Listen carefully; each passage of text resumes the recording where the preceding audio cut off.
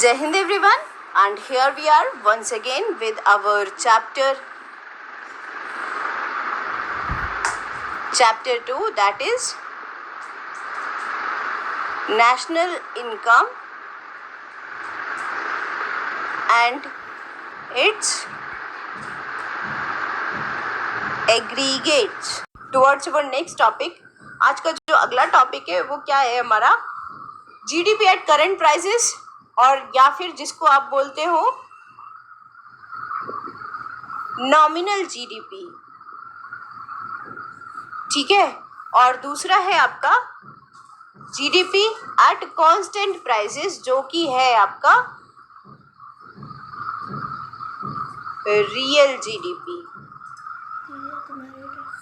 Okay, तो ये आप लोगों ने टर्म्स दोनों फॉर श्योर चैप्टर में सुनी होंगी, एक नॉमिनल जीडीपी और दूसरा होता है रियल जीडीपी।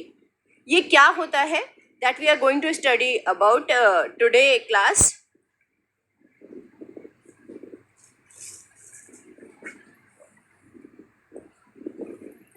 देखिए, अपने प्रीवियस लेक्चर्स में मैंने ये चीज़ क्लियर आउट किया कि जो भी हम जीडीपी कैलकुलेशन करते हैं वो हम करते हैं मार्केट वैल्यू पर।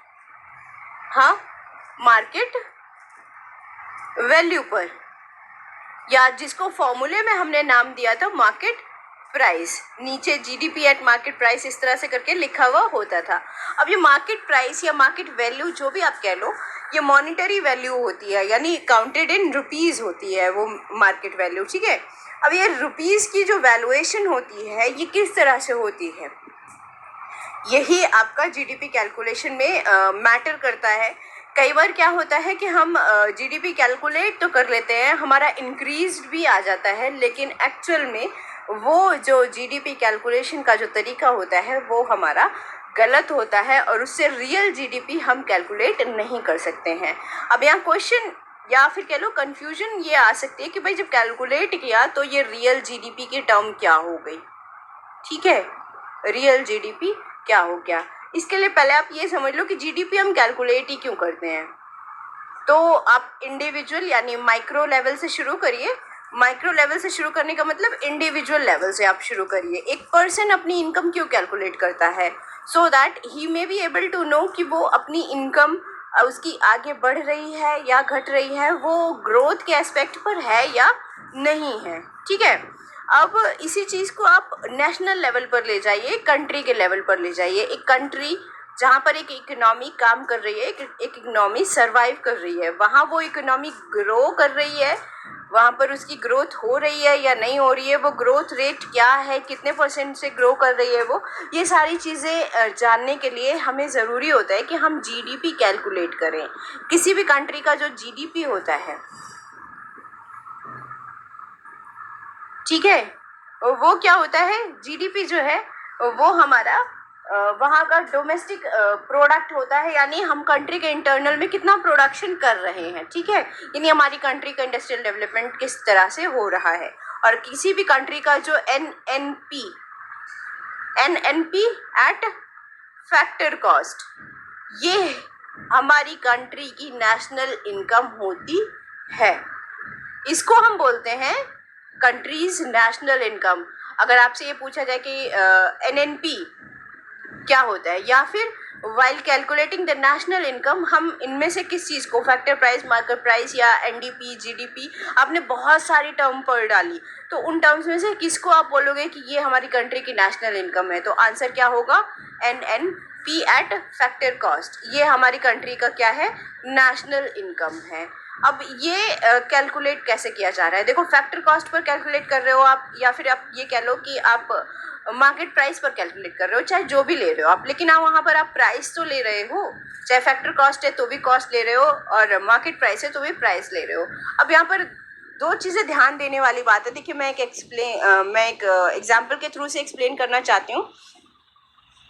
ये हो गया आपका ईयर, ठीक है, यहाँ पर ले लीजिए प्रोडक्शन, यहाँ पर हो गया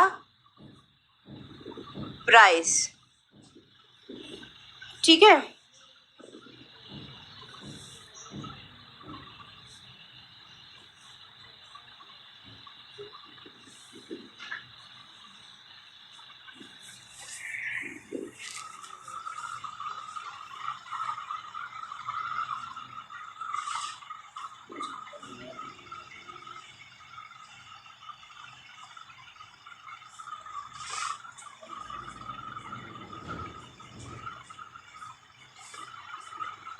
ये हो गया आपका जीडीपी, ये हो गया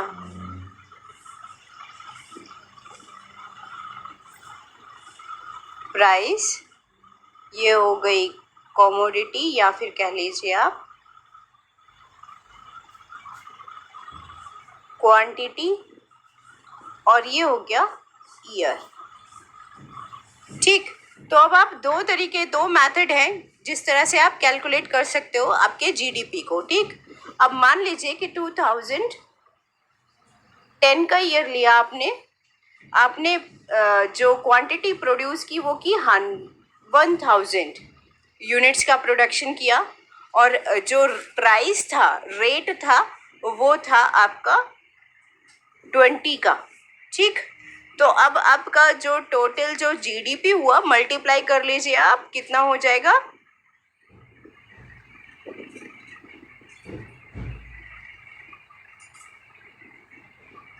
4 zeros, ठीक है, और 20,000। ठीक, अब नेक्स्ट आप ले लीजिए 2011, यहाँ पर हमारा प्रोडक्शन हो जाता है 900 यूनिट्स का। ठीक, लेकिन प्राइस क्या है, प्राइस इन्फ्लेशन के कारण या कोई भी और रीजन से आप ले लीजिए, प्राइस जो है वो इंक्रीज हो गया, अब प्राइस हो गया 30 यूनिट्स का। ठीक, तो अब हमारा जो जीडीपी आया वो कितना आया, 9 3 27,000।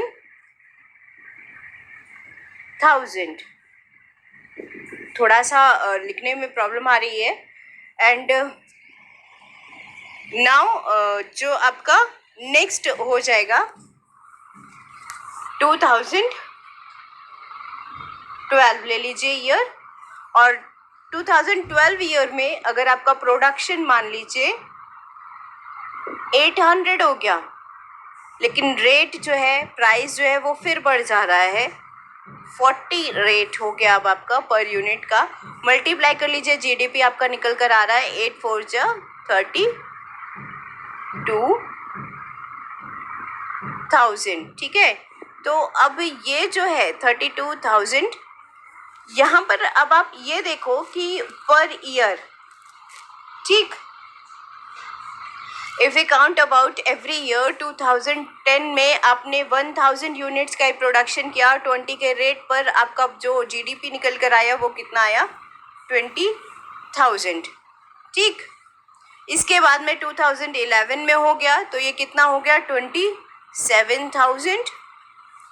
नेक्स्ट 2012 में अगेन आपकी प्रोडक्शन घटता जा रहा है, तो आप क्या कहोगे, 32,000, ये रेट में इंक्रीज की वजह से आपका अमाउंट आ गया। Now if we are talking like numerically, अगर आप सिर्फ इसको फोकस कर रहे हो, अगर आप सिर्फ इसको देख रहे हो, तो आप कह रहे हो यस जीडीपी इंक्रीज हो रहा है, पर क्या ये रियली में इंक्रीज हो रहा है, नहीं इंक्रीज हो रहा। क्यों, क्योंकि आप प्रोडक्शन पर फोकस करो तो प्रोडक्शन क्या हो रहा है आपका, डिक्रीज होता चला जा रहा है। डिक्रीज हो रहा है कि नहीं, यहाँ 1000 था, देन 900 हुआ, एंड देन 800 हो गया, तो ये क्या है आपका, ये जीडीपी कैलकुलेशन का मेथड हो गया रॉन्ग, है ना, ये आपका एक्यूरेट जीडीपी कैलकुलेट नहीं हो रहा है। अब आप इसी चीज को दूसरे तरीके से समझने की कोशिश करिए कि हमने सेम एग्जाम्पल में हमने क्या करने की कोशिश की है, हमने यहाँ पर एक बेस ईयर रख लिया। ठीक है, अब वो बेस ईयर क्या हो गया, हमारा बेस हो गया, और उस बेसिस के हिसाब से हम कैलकुलेट करते चले जा रहे हैं। तो जो भी रेट में इंक्रीज या डिक्रीज जो भी आ रहा है वो अलग है, लेकिन जीडीपी कैलकुलेशन के लिए हमने जो बेस ईयर लिया है, हम उसी के बेसिस पर कैलकुलेट करते चले जा रहे हैं, तो हमें एक सिमिलैरिटी मिलेगी जीडीपी की फिगर्स में।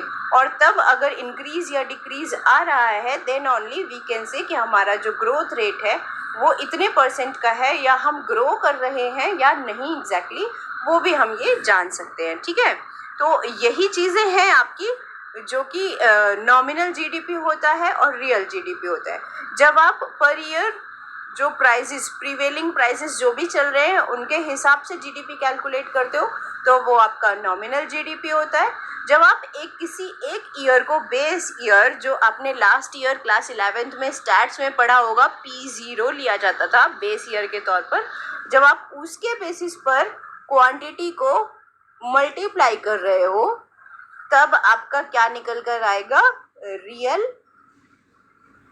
जीडीपी, ठीक है। और जबकि अगर आप P1 इंटू Q, ठीक है, या फिर कह लीजिए P इंटू Q, ये आप कर दे रहे हैं तो आपको क्या मिलेगा, नॉमिनल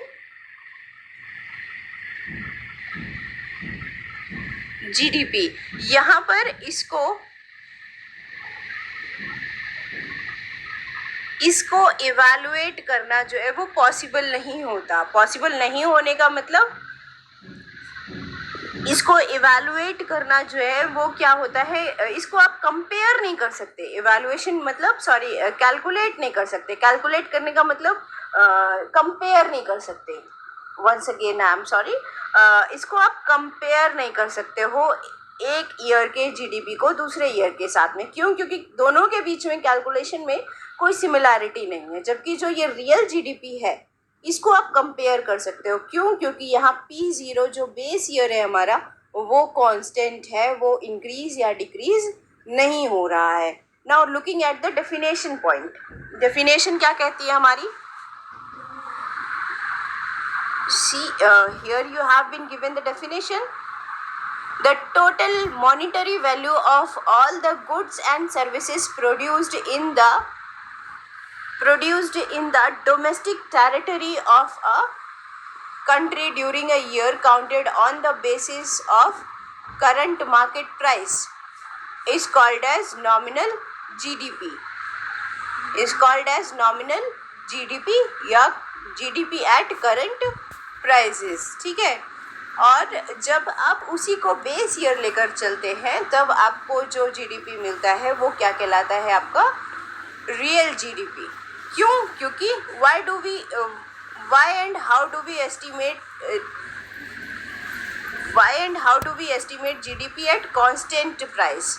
क्यों कांस्टेंट प्राइसेस पर ही कैलकुलेट करते हैं? उसका रीज़न यही है कि हमें एक बेस मिल जाता है, एक सिमिलर बेस मिल जाता है जहाँ पर सिमिलैरिटी है फिगर्स में हमारे, और तब हम ये अज्यूम कर सकते हैं कि हमारा जो प्रोडक्शन है, हमारा जो ग्रोथ रेट है वो वाकई में इंक्रीज हो रहा है या नहीं इंक्रीज हो रहा है। Okay, now proceeding further we can focus here on an example. यहाँ पर एक एग्जाम्पल आपको दिया हुआ है कांस्टेंट प्राइसेस वाला भी और आपका करंट प्राइसेस का भी, ठीक है। यहाँ पर आप ये देख सकते हो, ये आपका जो है ये P1 या फिर आप सीधे P कह लीजिए, इसको सीधे P कह लीजिए। जबकि ये जो है आपका बेस ईयर P0 मानकर हमने लिया हुआ है, ठीक है। तो बेस ईयर यहाँ पर 2015 को लिया हुआ है